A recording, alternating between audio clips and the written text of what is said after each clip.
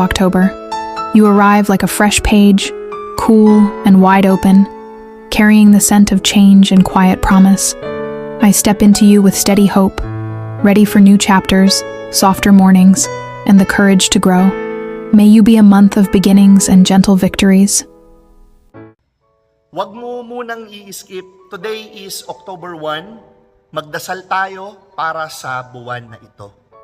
Sa ngalan ng Ama at ng Anak at ng Espiritu Santo. Amen.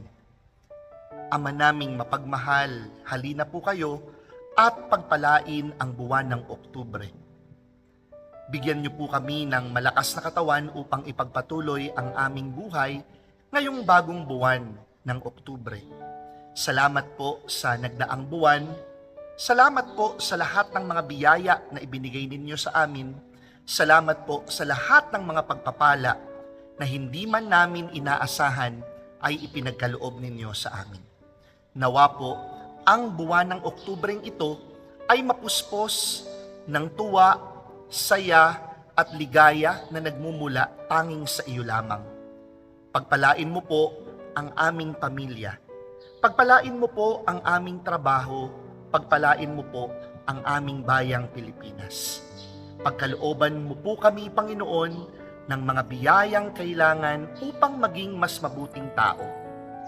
Bigyan po ninyo kami ng tahimik na pamayanan, mapayapang isipan, panatag na kalooban.